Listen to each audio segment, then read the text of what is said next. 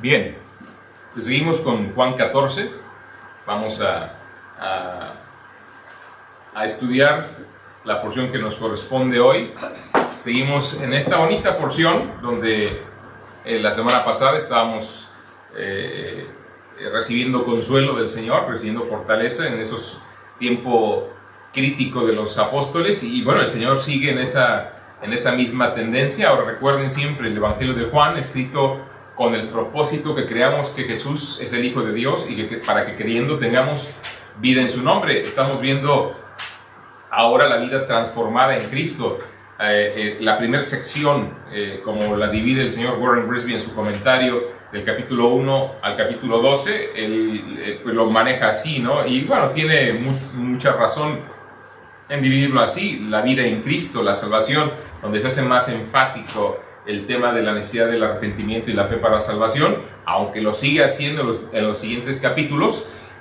A partir del capítulo 13 da un vuelco, justamente cuando se inicia los últimos momentos de la vida de Cristo en esta tierra. Se da un vuelco. ¿Por qué? Porque ahí empieza a dar instrucciones en torno a las necesidades de la transformación de la vida en Cristo, lo evidente que tiene que ser el Evangelio y la vida de uno. Ahora, estaba escuchando una discusión ahí y preguntas siempre hay creyentes que cuestionan y dicen, sobre todo en contextos como el cual vivimos aquí en Europa, donde la gente respeta demasiado las creencias de otro de tal manera que se cierra cuando alguien intenta compartirle pidiendo respéteme a mí, y hay creyentes que se han dejado llevar por esa falsa idea del respeto y diciendo, bueno, la única manera que les vamos a testificar es por medio de nuestro testimonio, o sea, de vivir de acuerdo al Evangelio. Uno podría tener razón con esa declaración en parte, pero no totalmente. Es verdad que el vivir conforme al Evangelio es importante y es imperativo, pero es insuficiente. Una persona que ve solamente una vida transformada no puede ser salvo. Una persona que palpa que hay un espíritu diferente, hay una actitud distinta, hay una vida transformada literalmente en otra persona, el simple hecho de verla no le lleva a la salvación. Esa persona transformada, y porque es transformada, tendrá en su momento que comunicar el Evangelio a las personas en su entorno. Ahora, es verdad que el hecho de vivir conforme a la palabra de Dios ayudará a abrir oportunidades, pero no esperes a que se abran esas oportunidades, porque hemos sido mandados a proclamar el Evangelio, y mucha gente simplemente creerá que eres una persona buena como cualquier otra persona buena que hay en este mundo. Hay personas buenas entre el mundo perdido, hay personas moralmente buenas en el mundo perdido, y no se nos debe olvidar. Y por lo tanto, mucha gente, por ejemplo, recuerdo al profesor de Laura de física, ¿no? Que nos decía que le daba más mérito a lo que Gandhi había hecho que a lo que el Señor Jesucristo había hecho. Y lo decía así, porque Gandhi era un simple hombre. Según él, estaba reconociendo la deidad de Jesús, pero al mismo tiempo estaba menospreciando su obra, porque decía que Gandhi tenía más mérito porque era un simple hombre y mira lo que hizo. Y Cristo, bueno, era natural que lo hiciera porque es Dios. Y bueno, es un enfoque un tanto errado de ver la obra grandiosa del Señor Jesucristo, porque es mucho más, desde luego,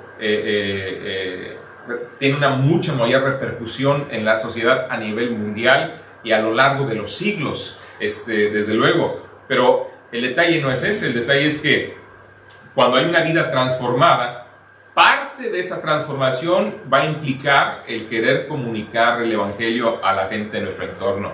El creyente que dice que simplemente quiere dar testimonio con una vida correcta no entiende el Evangelio, o a lo mejor no le ha amanecido del todo, porque siempre habrá eso que nos impele a comunicar las buenas nuevas. Yo sé que es difícil en el contexto en el cual nos encontramos. Yo entiendo que la gente se cierra y a veces es agresiva contra el creyente, pero finalmente tenemos que buscar que el Señor nos dé gracia para hacerlo. Ayer que estábamos repartiendo algunos folletos, Adriel y yo, pues pudimos entregar pocos en mano. Hicimos más en dejar en hogares aquí en Mosejón, pero el detalle es que gracias a Dios que los pocos que pudimos entregar en mano nos los recibieron con buena actitud. finalmente no sabemos, siempre procuro hablar con la gente, les saludo y cuando la gente establece ese contacto y vínculo empiezo a hablar con ellos, desde luego. Pero en otras ocasiones no me permite ni siquiera entregarles el folleto, ya están a la defensiva porque entienden en general de que tiene que ver con un tema de carácter espiritual y mucha gente ya lo rechaza por eso. Pero el simple hecho de poder de manera amable hablar con la gente y que nos permite poner en sus manos una porción del Evangelio que la gente inmediatamente está leyendo, estamos comunicando su palabra, pero tenemos que dar el siguiente paso, que es hablar y proclamar el Evangelio de Cristo. No podemos dejar nada más las cosas así, porque es insuficiente. La gente no va a escuchar porque no hablamos. Claro, algunos no escucharán porque no quieren oír, cerrarán el oído, pero eso no implica que uno no va a comunicarles. Ahora, tampoco quiere decir que uno va a ser agresivo y va a decir, aunque no quieras oír, te voy a decir. O sea, eso ya cerraste el corazón de la gente, ya se cerró la oportunidad de esa manera. Cuando uno de manera acosadora, casi como quiera me tienes que escuchar, ya no somos de ese espíritu, dirá el Señor, no tenemos por qué hablarlo así, pero sí tenemos que comunicar el Evangelio.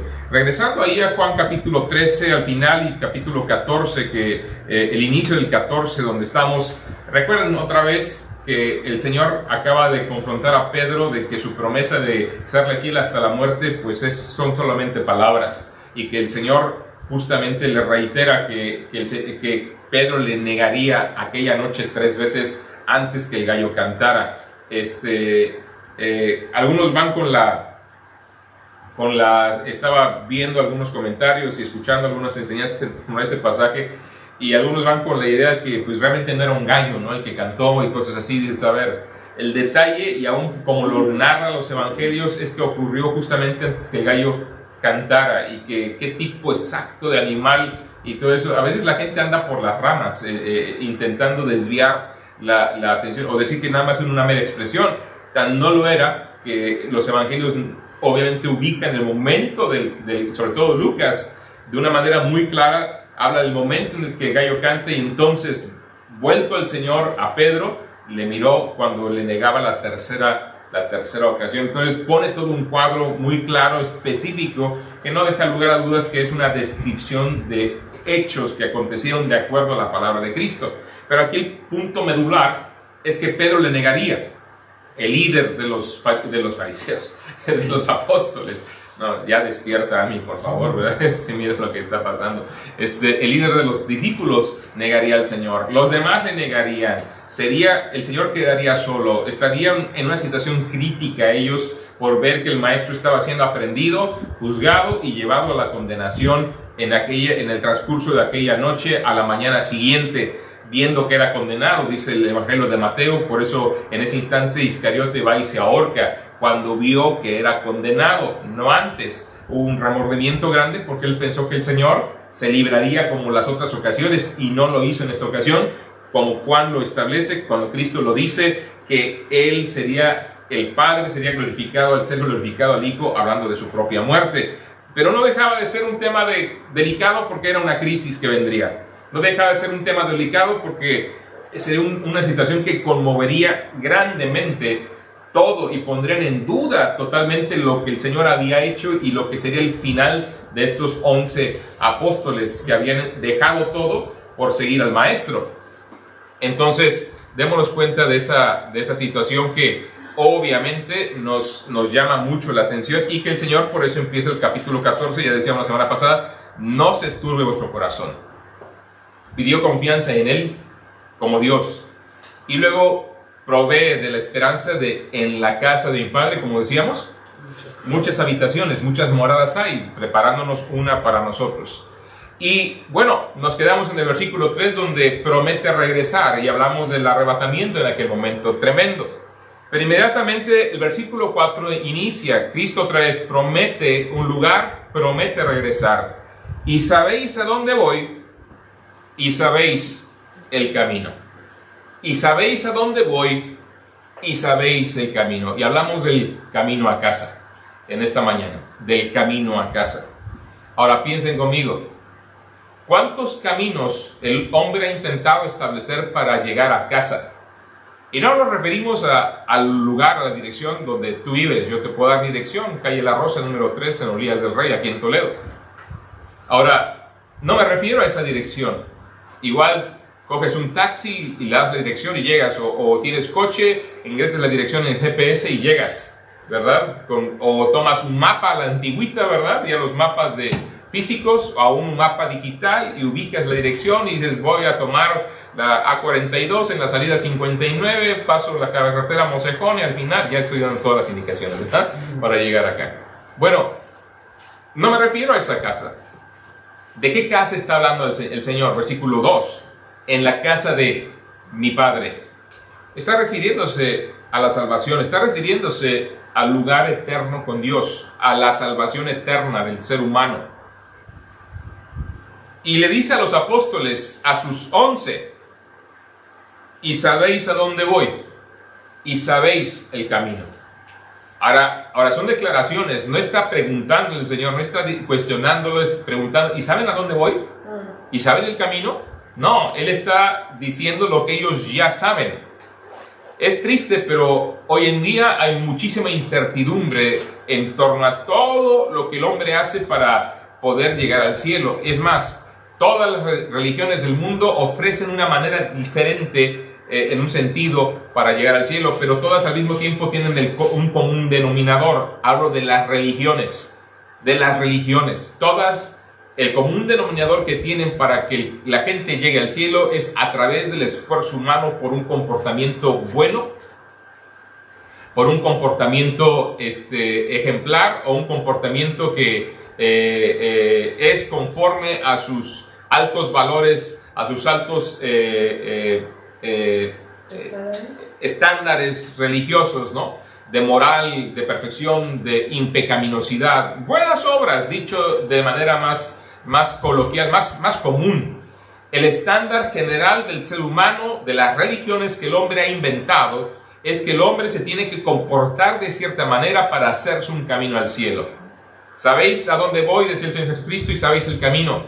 Y el hombre ha creído que el camino para llegar a donde Él está, al cielo, a la gloria, al paraíso, como quieran llamarle, es a través del esfuerzo humano, a través de un comportamiento digno, a través de procurar una limpieza espiritual, a través de, básicamente, buenas obras. Y tristemente, todos esos caminos están errados. Absolutamente todos. Es más, quiero decirle a quien nos está viendo que si tú crees que la iglesia bautista, de la cual desde luego yo soy pastor y soy misionero, es el camino del cielo, te equivocas. La iglesia bautista como religión no salva absolutamente a nadie. Entonces, ¿qué hacemos? Bueno, estamos proclamando la persona quien sí salva. Estamos mostrando el camino que Él nos dijo que era el camino correcto, y no tiene que ver con lo que nosotros hacemos, sino tiene que ver con su persona y con lo que Él hizo por nosotros. Ahora, Cristo declara, sabéis a dónde voy y sabéis el camino. El detalle es le dijo Tomás, Señor, no sabemos a dónde vas. No sé, ¿verdad?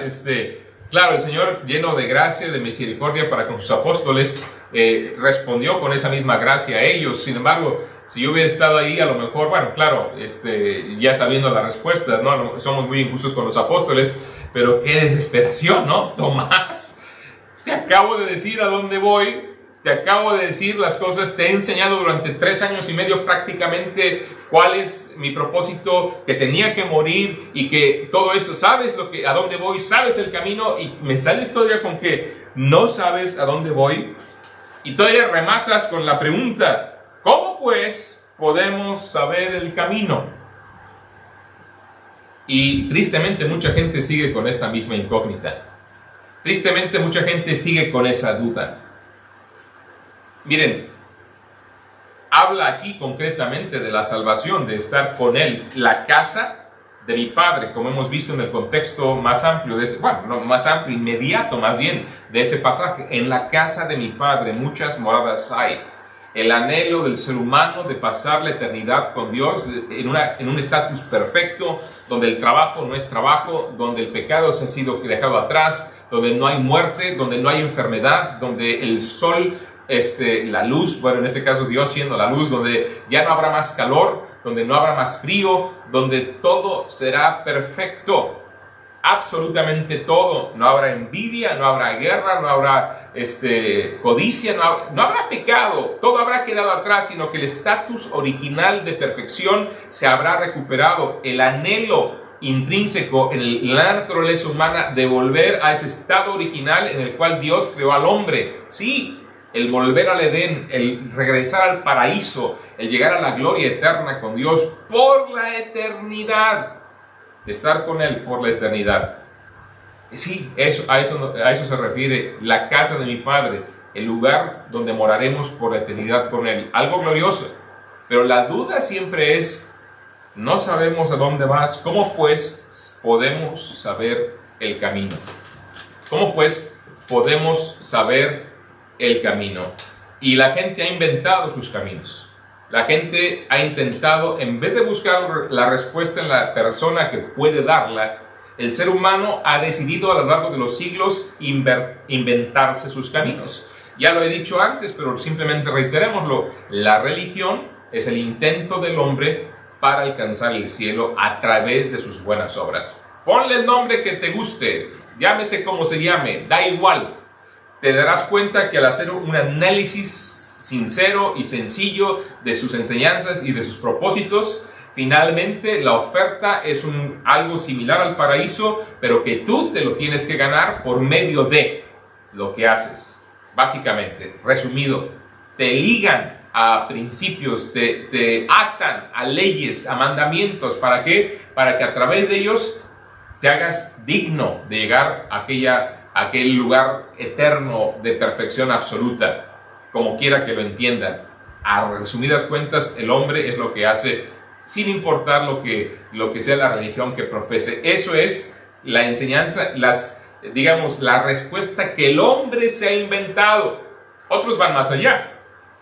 Otros piensan en cuestiones como que somos vida traída del espacio exterior, que una inteligencia superior vino y sembró la vida aquí y luego se fue. Y van más allá, dándose respuestas de origen y propósito y todo ello. Es interesante, ¿no? Que piensan sí en un ser superior con mayor inteligencia que simplemente vino y nos sembró la vida aquí en la tierra. Es interesante eso. No pueden aceptar el hecho que hay un Dios eterno al cual le rendiremos cuentas, pero prefieren inventar una respuesta como la que he dicho. Otros de tiro lo niegan absolutamente y creen que somos el producto de la casualidad, que así como casualmente llegamos, casualmente nos iremos. Y digo, qué tremendo que la casualidad tiene inteligencia, qué tremendo que la casualidad tiene capacidad de amar, qué tremendo que la capacidad tiene la capacidad de crear cosas, de diseñar. Qué interesante, ¿no? Que la casualidad del cerebro tiene personalidad. Qué interesante, ¿no? Lo digo con cierta ironía porque obviamente el simple hecho de que podamos comunicarnos habla de una inteligencia, habla de un diseño especial de nuestro propio ser que no puede ser producido por la mera casualidad, ni por miles de millones de años de desarrollo que simple y sencillamente no pueden justificar cómo llegaron a existir las cosas que somos a través de procesos, porque era imposible que hubiera ese desarrollo directamente para ser mejores, simple y sencillamente, sino que tuvo que haber sido creado de manera total la creación, lo que hoy vemos hecho, para que fuera como es, si no, no podría existir sencillamente. Y bueno, ya me estoy metiendo en otras instancias, pero son parte de las respuestas que el hombre nos da en torno a ese camino, a ese lugar. ¿Cómo le haremos para llegar? Son parte de las respuestas. Insisto, en vez de preguntar a la persona adecuada. Ahora, antes de juzgar más duramente a Tomás, tenemos que reconocer una cosa: preguntó a la persona adecuada. Porque ¿a quién le hizo esa pregunta? Al Señor Jesucristo. Y esa es una de las cosas que tenemos que ver. ¿Quieres saber el camino a casa? Hay que preguntar a la persona que es la dueña de la casa. ¿Cuál es el camino para llegar ahí? ¿No sería lógico? Por ejemplo, dices, Alfonso, ¿cómo puedo ir a tu casa? Bueno, no soy dueño de esta casa, aquí la alquilamos, pero mientras la alquile es como si lo fuera, ¿verdad?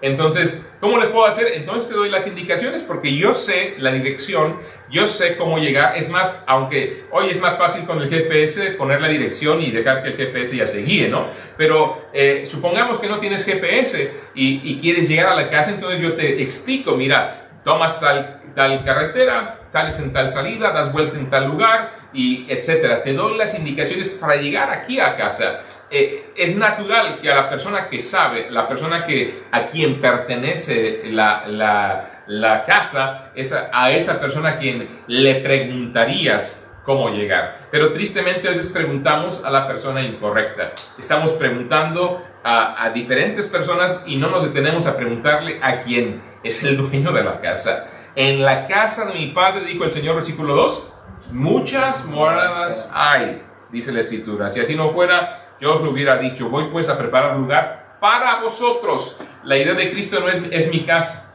y aquí nada más estoy yo. La idea de Cristo es mi casa y hay un lugar para ti. En otras palabras, sí, el Señor quiere que vayamos allá, pero la pregunta es otra vez, ¿cuál es el camino? Nos encontramos entonces ante la sexta declaración de Cristo: yo soy. En 7 ocasiones en el Evangelio de Juan, Cristo dijo, yo soy. ¿Se acuerdan cuáles fueron? Si no se acuerdan, se las doy. Juan 6:35 dice, Jesús le dijo, yo soy el pan de vida.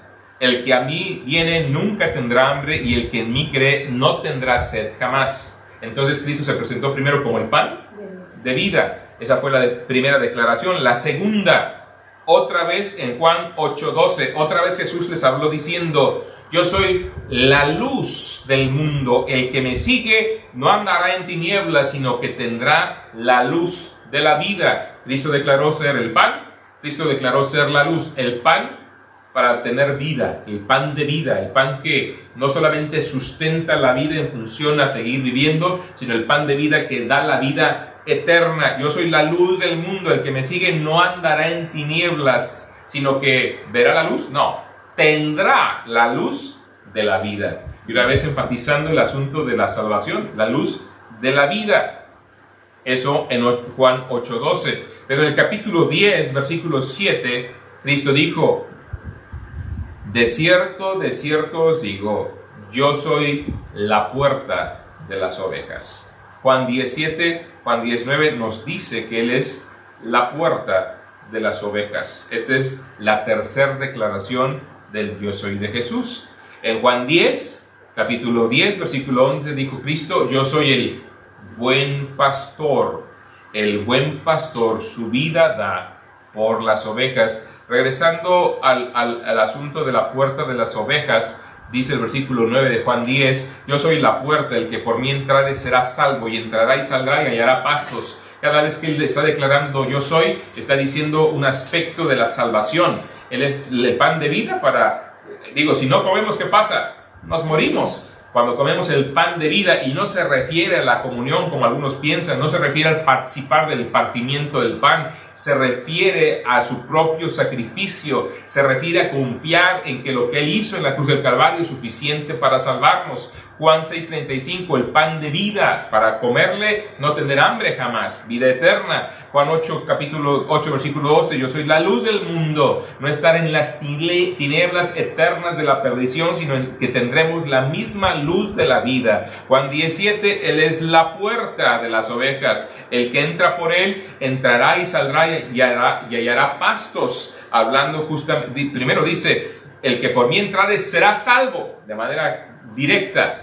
Si confiamos en Él, Él nos da la salvación y tendremos comunión con Él y tendremos provisión con Él. Él es el buen pastor que su vida da por las ovejas. Una vez más, hablando de la salvación. Y yo soy el buen pastor, dice el versículo 14, y conozco a mis ovejas y las mías me conocen. Hablando también de la relación que se establece, el vínculo genuino que hoy ocurre con aquellos que hemos confiado en Cristo como nuestro buen pastor. En el capítulo 11, versículo 25, cuando llega a ver a María y a Marta después de la muerte de Lázaro, Jesús les dice a ellas dos, yo soy la resurrección y la vida. El que cree en mí, aunque esté muerto, vivirá. ¿Se dan cuenta de cómo cada una de estas ocasiones Cristo está diciendo algo de la salvación? Está refiriéndose a su identidad como el yo soy.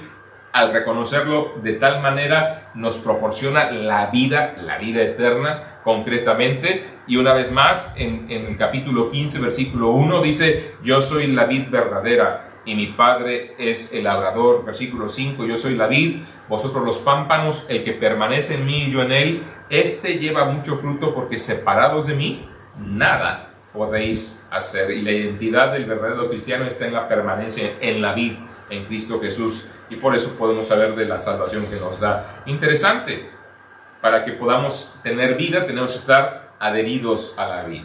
El que no está adherido está muerto, y el Padre lo quita, lo limpia, lo corta y es echado al fuego. Leyendo ahí todo Juan capítulo 15 nos damos cuenta de eso. Pero aquí nos encontramos con el sexto. Ya aquí leí 1, 2, 3, 4, 5, 6. Digo, ese es el sexto porque está en Juan 14. Viene el séptimo, que está en Juan 15, que acabo de citar. ¿Cuál es este? Juan 14, 6.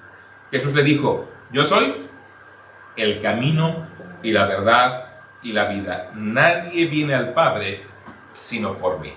Aquí está el sexto yo soy. Camino, verdad y vida. En todos los demás, en un sentido u otro, vemos que Él es la vida. Pero aquí vemos que Él dice que Él es el camino. ¿El camino a quién? El camino al Padre, el camino a la casa del Padre. Es de lo que está hablando el Señor. Versículo 2. En la casa de mi Padre muchas moradas hay. Cristo dice: yo soy el camino y la verdad y la vida. Nadie viene al Padre sino por mí. Nadie viene a morar con el Padre. Nadie viene a la casa de mi Padre si no es por mí. Esta es la respuesta a la pregunta de Tomás. Y si tú te estabas haciendo esa pregunta, aquí tienes la respuesta. La respuesta no está en la religión a la cual perteneces. La respuesta no está en las acciones que realizas, que son dignas de todo reconocimiento y aplauso humano, pero insuficientes para labrarnos un camino a Dios. La respuesta no está en todos los sacrificios y dolores que has sufrido en esta vida, que pueden ser muchos, pero igualmente insuficientes. Tu sacrificio, mi sacrificio, no es suficiente para llevarnos al Padre. Simple y sencillamente son cosas que sufrimos mayormente por vivir en un mundo caído, otras tantas por nuestras malas decisiones, y otras tantas porque sí, sencillamente sufrimos porque es parte de nuestra naturaleza caída. Este cuerpo se irá desgastando, este cuerpo se enfermará, este cuerpo sufrirá, y el sufrimiento, mi sufrimiento, no me hace merecedor del cielo. No me hace para nada más digno de la gloria eterna que cualquier otra persona. Es más, si hablamos de merecimiento, si hablamos de méritos de todo ser humano, no importa quién sea, no importa lo que haya sufrido, no importa lo que haya vivido, no importa lo bueno que haya sido, lo malo que haya sido, todo ser humano tiene un mismo mérito para con Dios: la condenación eterna. Todos nacimos condenados. El que rehúsa creer en el Hijo ya ha sido condenado, por cuanto no ha creído en el nombre del unigénito Hijo del Padre, dice Juan capítulo 3, versículo 18 y versículo 36, si no me equivoco. Ahora, Cristo por eso dice: yo soy. Pero ese yo soy va mucho más allá de marcar una forma de vida. No, está hablando de su propia identidad, de su propia naturaleza. Esas dos palabras, aunque nos suenen comunes hasta cierto punto, pues sí, es una conjunción natural de una estructura gramatical donde está diciendo: yo soy la puerta, yo soy el buen pastor, yo soy el camino, la verdad y la vida, yo soy la luz. Sí, pues es normal que lo dijera, pero esto es más allá de una mera estructura gramatical. En este versículo queda establecido varias cosas. Primero, que Jesucristo es el único camino para llegar a la casa celestial, al paraíso, a la casa del Padre, acercarse al Padre. No existen muchos caminos. No existen, bueno, como se dice, o dice la gente, es que todos los caminos nos llevan a Roma. Es que todas las religiones nos llevan a Dios. Todo es lo mismo. Sí es lo mismo, como he dicho antes, y todas te llevan a Dios, pero condenado. Ese es el problema. Porque por tus méritos y los míos No podemos llegar al cielo, y cuando nos muramos y lleguemos delante de Dios nos daremos cuenta que llegaremos condenados. Simplemente descubriremos la triste realidad que todos esos esfuerzos fueron vanos, fueron fútiles, fueron sin ningún tipo de efecto más que lo que hubiéramos logrado en esta tierra para nosotros mismos, pero sin ningún tipo de vínculo meritorio para que Dios me permita estar con Él por la eternidad. Todos, absolutamente, nos llevan a la condenación. Siempre la gente pregunta o dice o reclama. Recuerdo a un vecino que tuve la oportunidad de compartirle del Señor, dialogando en torno a este versículo concretamente, pero decía él, pero esto es muy elitista. Bueno, no es que Dios sea elitista, Él es soberano, eso es diferente. Él tiene toda la autoridad, pero por si fuera poco, aunque Él podría determinar con arrogancia, si tú quieres decir esto es lo que es y se acabó y no me interesa lo que tú pienses, Él podría actuar así. No lo hace, porque la verdad es que Cristo es el único camino al cielo por las siguientes razones. Primero que nada, en Juan 10 dice Él, de cierto os digo, yo soy la puerta de las ovejas. Todos los que antes de mí vinieron ladrones son y salteadores, pero no los oyeron las ovejas. Yo soy la puerta. El que por mí entrare será salvo, y entrará y saldrá y hallará pastos. Y es ahí donde la gente dice, bueno, pero ¿por qué Él es el único? ¿Por qué Él es esa puerta única? Bueno, el apóstol Pedro lo entendía así. En Hechos capítulo 4, versículo 12, en la predicación de Pedro, él lo dice así.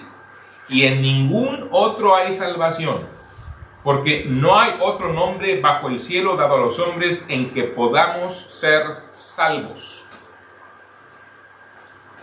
¿Por qué Pedro, el apóstol? Fíjense, aquí tenemos que ser conscientes de una realidad. Muchas veces la gente habla de Pedro como el sucesor de Cristo, y por lo tanto después los apóstoles o los líderes de una iglesia tradicional a nivel mundial son los apóstoles actuales.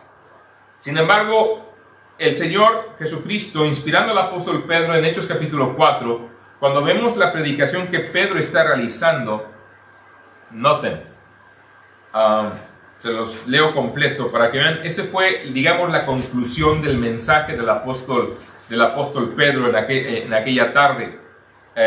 Se los comparto. Estaban en Hechos capítulo 4. Estaba él siendo interrogado por un milagro que había hecho en el nombre del Señor, cómo habían sanado a un paralítico.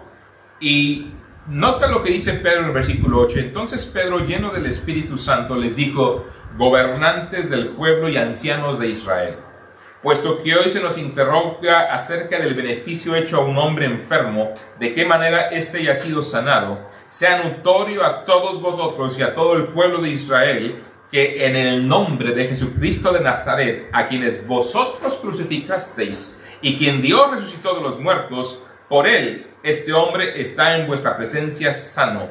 Este Jesús es la piedra reprobada por vosotros los edificadores, la cual ha venido a ser cabeza del ángulo, y en ningún otro hay salvación, porque no hay otro nombre bajo el cielo dado a los hombres en que podamos ser salvos. Pedro está dando testimonio de la autoridad del Hijo. Está dando testimonio a los líderes religiosos que habían hurgado, que habían coludido para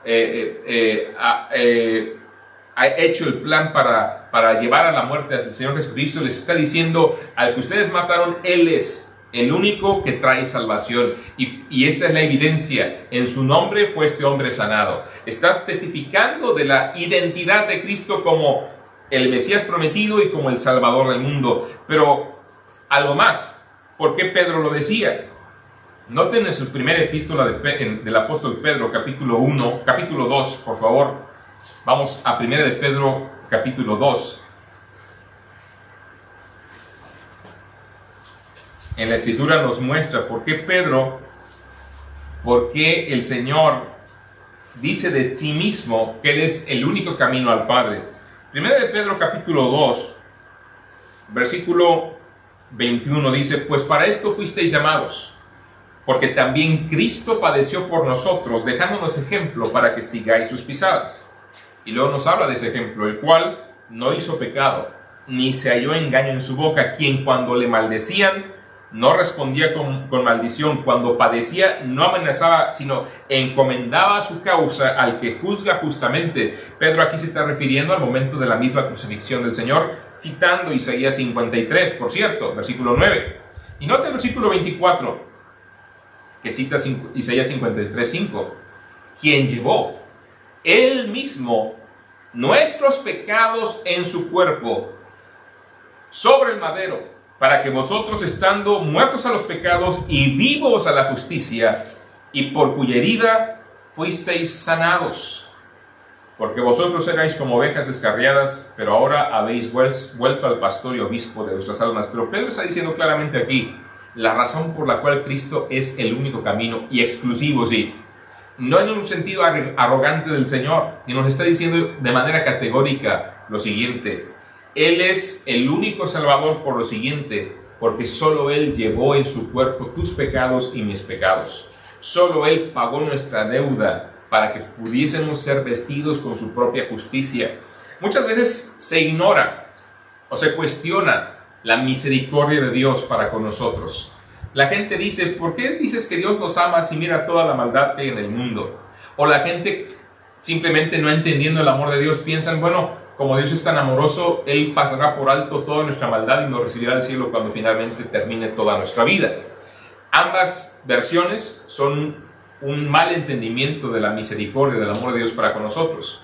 Porque Dios, si bien es verdad que es amor y mostró su amor claramente en lo que acabamos de citar, en el sacrificio que Él sufrió a favor nuestro, tenemos que entender que Él lo hace también por su propia naturaleza. Primero que nada, Él es santo, y no me cansaré de recordar este hecho. Dios es santo, y porque Él es santo no puede permitir a personas pecaminosas como nosotros estar en su presencia. La realidad está en que nadie puede ver jamás a Dios por eso, cara a cara. No, porque somos pecadores. Su gloria simple y sencillamente nos fulminaría en el acto. Nadie puede convivir con Dios siendo pecador. Esa es una de las razones. La segunda, Él es justo. Por su justicia tiene que condenar y castigar al pecado. Miren, la justicia de Dios es tan grande y tan absoluta que no puede pasar por alto ningún pecado, ni el que tú juzgues como el más pequeño de los pecados que hay. Ahora dices, no, pero eso no puede ser si Él nos ama. Mira, tan es así que Cristo padeció en la cruz del Calvario llevando nuestros pecados. Mira, ese fue el hecho, la muestra de amor de Dios para con nosotros está en la cruz del Calvario, porque diseña un plan para satisfacer su justicia, que es perfecta, que es inquebrantable, que tiene que ser cumplida a la perfección, y en su justicia Él establece que el pecado tiene que ser condenado, tiene que ser ajusticiado. ¿Y qué pasa? Siendo que el ser humano, si nosotros recibiéramos lo que merecemos, iríamos al infierno porque no hay otra opción, pero Dios, queriendo salvarnos, queriendo rescatarnos y satisfacer sus demandas justas al mismo tiempo, manda a su Hijo para que de una manera milagrosa tome nuestros pecados y los ponga en su cuerpo para sufrir el castigo que tú y yo merecíamos y satisfacer la justicia de Dios de que el pecado fuese condenado. El juicio contra el pecado fue hecho en la cruz. Y por esa razón Cristo establece que cualquiera que crea en Él tiene vida eterna y nos viste con su propia justicia, como dice el apóstol Pedro en 1 Pedro 2, para que fuésemos hechos justicia de Dios en Él. No ocurre de manera automática, porque en los parámetros, en los estándares divinos, Él pone en ti la responsabilidad de arrepentirte y creerle, de arrepentirte de tu pecado por el cual Cristo murió y en depositar tu confianza en Jesucristo para tu propia salvación. Esa es la realidad. Y por esa razón, y solo esa razón, el Señor puede darte el perdón y la salvación, porque así se satisfacen sus demandas justas, que el pecado sea condenado. No ocurre simple y sencillamente porque seas miembro de una iglesia, no ocurre porque hayas hecho ciertas cosas, ocurre porque llegas con arrepentimiento y confías en la obra de Cristo que fue hecha a favor tuyo y a favor mío. Y en ese momento la justicia de Dios se aplica a tu vida. Dios te viste de su justicia, te declara justo como si nunca hubieras pecado. ¿Por qué? Porque te ve a través del sacrificio perfecto de Cristo. Y sabemos que el Padre lo aceptó. ¿Por qué? Porque Cristo se levantó de la tumba victorioso al tercer día. Por eso Él dijo también, yo soy la resurrección y la vida. Pero la declaración del yo soy no queda solamente establecido en el hecho de que Él es el único camino para acercarse a Dios, sino que queda establecido también claramente que Él es el Dios eterno, el eterno yo soy. Yo soy el camino y la verdad y la vida. Miren, establece esto de esta forma. Fíjense, vamos ahí a Juan 14 y dense cuenta de cómo sigue la conversación. Jesús le dijo, yo soy el camino y la verdad y la vida. Nadie viene al Padre sino por mí. Si me conocieseis, también a mi Padre conoceríais. Y desde ahora le conocéis y le habéis visto.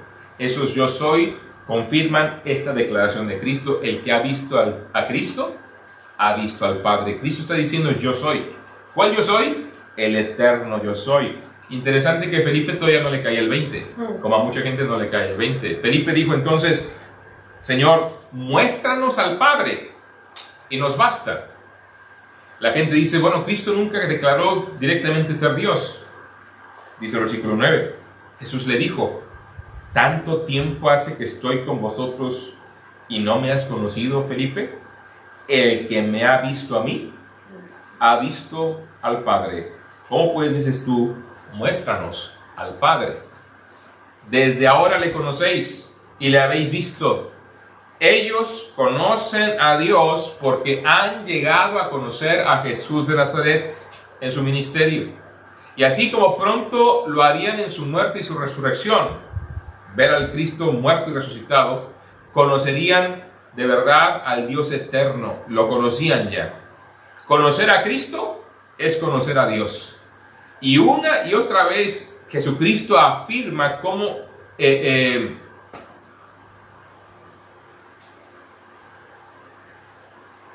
es el Dios encarnado. Y aún la Escritura nos muestra, el mismo apóstol Juan reconoce esta verdad. Tanto así que en su primera epístola dice que el que no reconoce que Jesús ha venido en carne, no es el Señor, y es más, tiene el espíritu del anticristo, hablando de la deidad del Señor Jesucristo.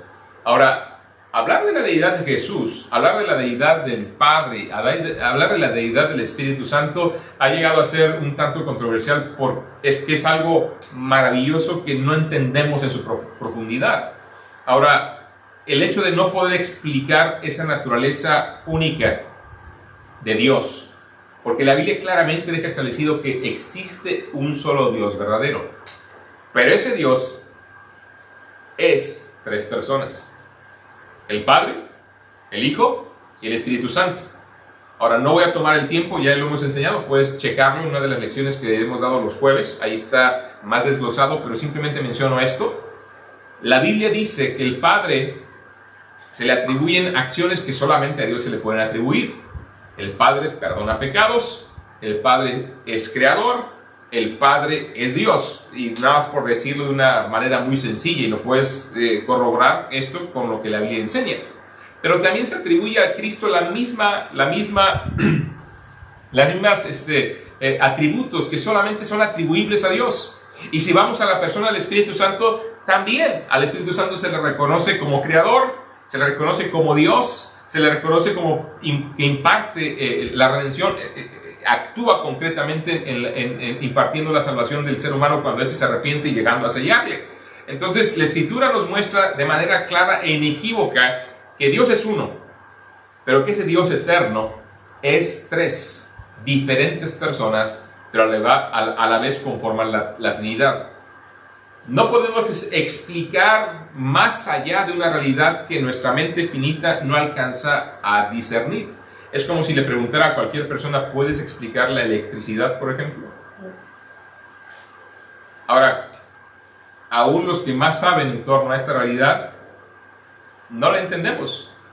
No entendemos de verdad cómo los electrones corren a lo largo de los conductores para poder generar que funcione este ventilador, que nos dé luz, energía luminosa, que nos ayude a que estos aparatos, ¿verdad? La cámara y lo que tengo aquí, el teléfono y mi tablet puedan funcionar en energía eléctrica, y no entendemos. Y aún esta energía se puede utilizar de muchas formas, tiene muchísimas aplicaciones en la electrónica sobre todo, para convertirse en imagen. Impresionante, ¿no? Convertirse en imagen, convertirse en sonido, convertirse en datos diferentes. O sea, es que hay cosas que no entendemos, y porque no entiendo por completo cómo explicar, y para poder explicar en palabras entendibles, tengo que decir que no existe. La realidad de la Trinidad se enseña en la Escritura. La palabra no aparece, Trinidad, es un término teológico para designar una doctrina, pero la enseñanza está ahí desde el Antiguo Testamento y se revela con claridad en el Nuevo Testamento.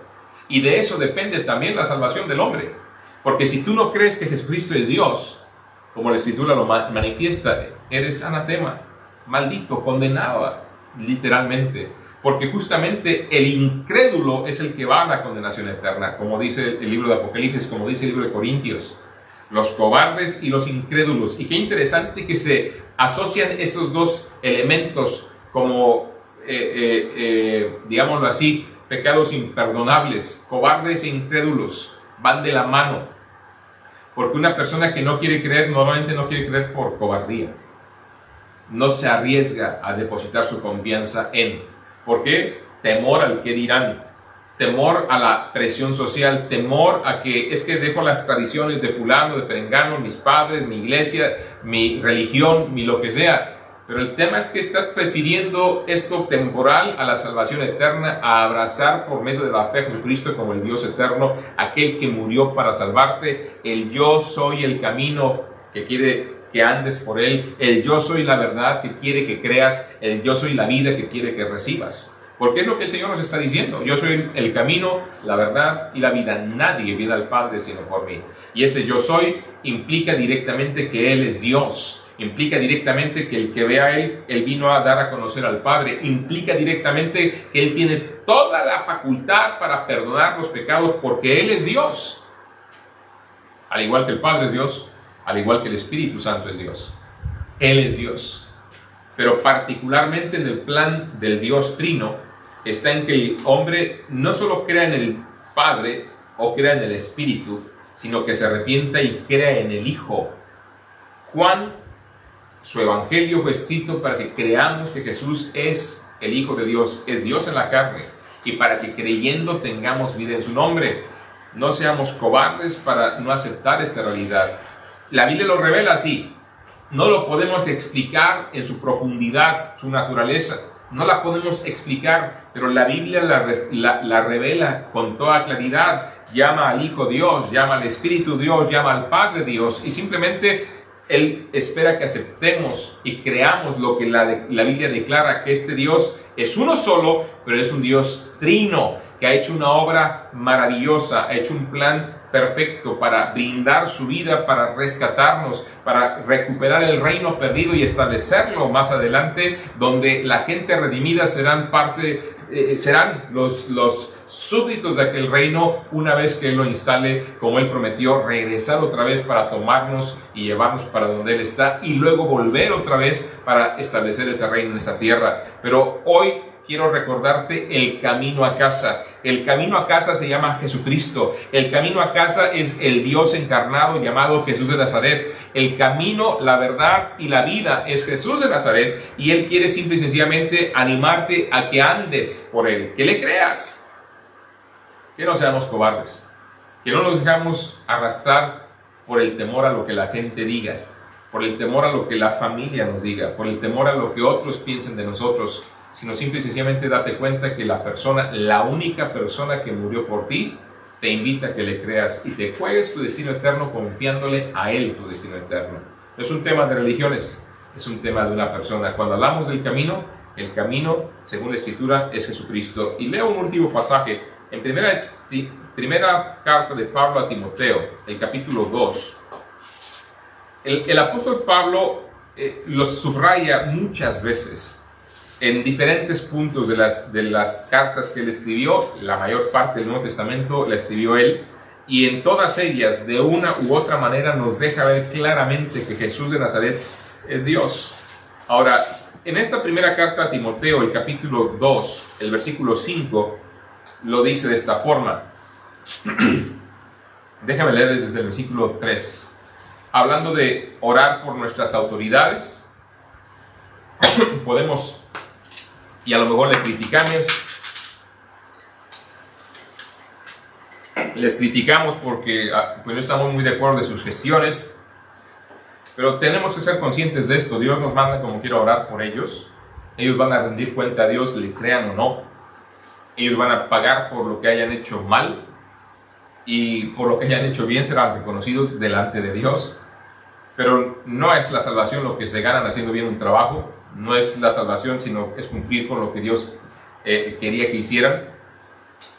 Y después de Pablo exhortar a rogar por los reyes, por los que están en eminencia, para vivir, dice la Escritura, quieta y reposadamente en toda piedad y honestidad. Y luego dice, porque esto es bueno y agradable delante de Dios, nuestro Salvador. Ahora, interesante que se reconoce a Dios como nuestro Salvador, y luego dice, el cual quiere que todos los hombres sean salvos y vengan al conocimiento de la verdad, porque hay un solo Dios y un solo mediador entre Dios y los hombres, Jesucristo hombre, el cual se dio a sí mismo en rescate por todos, de lo cual se dio testimonio a su debido tiempo. De una manera contundente, categórica, Pablo en unas cuantas líneas nos dice, Cristo murió, hay un solo Dios, hay un solo mediador. La Biblia dice que Dios es nuestro Salvador, e interesante que la Biblia dice que Jesucristo es el Salvador también. Y aquí dice que Él es también el mediador entre Dios y los hombres, el camino a Dios, el que nos salva. ¿Por qué? Porque Él murió pagando el rescate con su vida por nosotros. Hay un solo Dios, hay un solo mediador, y pone su nombre, Jesucristo hombre. Y el detalle es este: el camino a casa, Cristo nos lo da, que Él es el dueño de la casa.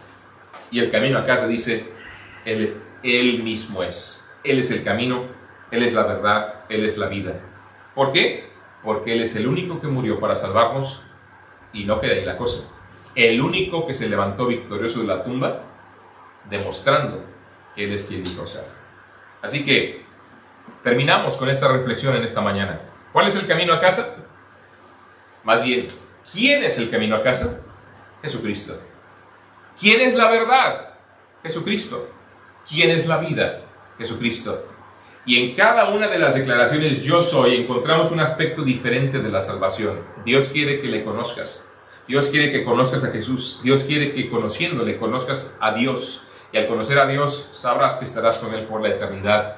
Porque de eso depende tu vida. Conozcas a Jesucristo como el Dios eterno que es, que vino a este mundo para llevar tu maldad y la mía y pagar nuestra deuda en la cruz y levantarse victorioso de la tumba al tercer día y demostrar que Él es digno de toda nuestra confianza. Gracias por estar con nosotros esta mañana y les animamos a seguirse conectando, a visitarnos si lo desean. Estaremos y seguiremos repartiendo invitaciones. Estaremos repartiendo invitaciones aquí y allá para que esperemos que te llegue a casa alguna y que la aceptes, que puedas llegar a congregarte con nosotros. El próximo fin de semana estaremos atendiendo un compromiso en otra iglesia, por lo tanto no estaremos aquí en casa, pero finalmente, como quiera, les invitamos a que nos sigan acompañando, que nos sigan acompañando y que nos sigan a través de este medio, Facebook o YouTube, que más tarde estaremos subiendo este mensaje. Y ya en septiembre reiniciaremos el día 10 nuestras conferencias evangelísticas ahí en el edificio Iberdrola Solimar, en la avenida Europa, esquina con calle Berna, en el número 1, en la primera planta, oficinas de Rebus. Ahí estamos teniendo estas reuniones. Nos daría mucho gusto que nos acompañaran. De verdad, hacemos este esfuerzo para que Cristo sea conocido. Ese es nuestro único anhelo, y que al conocerle tú, tengas vida en su nombre. Dios los bendiga. Soy Alfonso Alviso. Estamos aquí en familia, con mi familia, animándoles también a acercarse para tener estudios bíblicos en familia y que sigamos creciendo así en la gracia del Señor. Dios los bendiga. Nos vemos, si el Señor lo permite, el próximo jueves.